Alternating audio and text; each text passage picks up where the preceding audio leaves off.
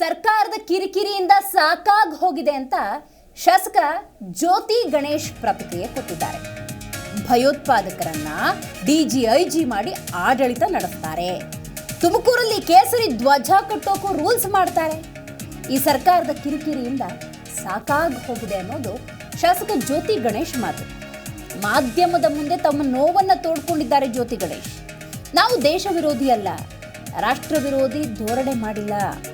ಕಾಂಗ್ರೆಸ್ನವರು ಪಾಕಿಸ್ತಾನ ಭಯೋತ್ಪಾದಕರಿಗೆ ದೇಶ ಮಾರಾಟ ಮಾಡಿ ಹೊರಟು ಹೋಗ್ತಾರೆ.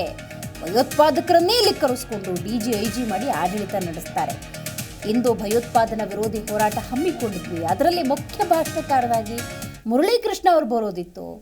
ಜಿಲ್ಲಾಡಳಿತ ಮುಂಜಾಗ್ರತಾ ಕ್ರಮ ಅಂಥೇಳಿ ಅವರನ್ನು ವಶಕ್ಕೆ ಪಡ್ಕೊಂಡ್ಬಿಟ್ಟಿದ್ದಾರೆ. ಸಾಕಾಗಿ ಹೋಗಿದೆ ಸರ್ಕಾರದ ನಡೆ ಅನ್ನೋದು ಶಾಸಕ ಜ್ಯೋತಿ ಗಣೇಶ್ ಮಾತು. ದೇಶ ವಿರೋಧಿ ರಾಷ್ಟ್ರ ವಿರೋಧಿ ಪದೇ ಅಲ್ಲ ಸರ್. ಇಲ್ಲೊಂದು ಕೇಸರಿ ಬಾವುಟ ಕಟ್ಟೋದಕ್ಕೂ ರೂಲ್ಸು, ಬೇರೆಯವ್ರಿಗೇನೋ ರೂಲ್ಸ್ ಇಲ್ಲ. ನಮ್ಮ ತುಮಕೂರು ನಗರದಲ್ಲಿ ನನಗಂತೂ ಬೆಳಗ್ಗೆದ್ದು ಇದಾಗೋಗಿದೆ ಪೂರ್ತಿ.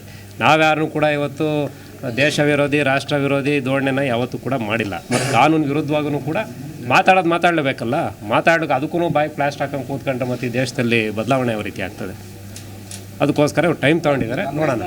ಪ್ರಜಾಪ್ರಭುತ್ವ ಅಪಾಯದಲ್ಲಿದೆ ಅಂತ ಹೋರಾಟ ಮಾಡ್ತಾ ಇದ್ದಾರೆ. ಸೊ ಇವೆಲ್ಲ ಬೆಳವಣಿಗೆ ನೋಡಿದ್ರೆ ಏನನ್ಸುತ್ತೆ? ಏನೆಲ್ಲ ಒಟ್ಟಿಗೆ ಅವರು ಪಾಕಿಸ್ತಾನಕ್ಕೆ ಎಲ್ಲ ಭಯೋತ್ಪಾದಕರಿಗೆ ಮಾರ್ಬಿಟ್ಟು ಹೊರಟೋಗ್ತಾರೆ ಅಷ್ಟೇ. ಭಯೋತ್ಪಾದಕರನ್ನೇ ಇಲ್ಲಿ ಕರ್ಕೊಂಬಂದು ಅವ್ರನ್ನೇ DGIG ಎಲ್ಲರನ್ನೇ SP ಅವ್ರನ್ನೇ ಕೂರಿಸ್ಕೊಂಡು ಆಡಳಿತ ಮಾಡೋಕ್ಕೆ ಮೋಸ್ಟ್ಲಿ ಅವ್ರಿಗೆ ಪ್ಲ್ಯಾನ್ ಇದೆ.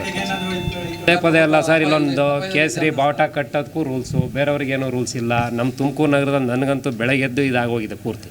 ನಾವ್ಯಾರೂ ಕೂಡ ಇವತ್ತು ದೇಶ ವಿರೋಧಿ ರಾಷ್ಟ್ರ ವಿರೋಧಿ ಧೋರಣೆನ ಯಾವತ್ತೂ ಕೂಡ ಮಾಡಿಲ್ಲ. ಮತ್ತು ಕಾನೂನು ವಿರುದ್ಧವಾಗೂ ಕೂಡ ಮಾತಾಡಲೇಬೇಕಲ್ಲ.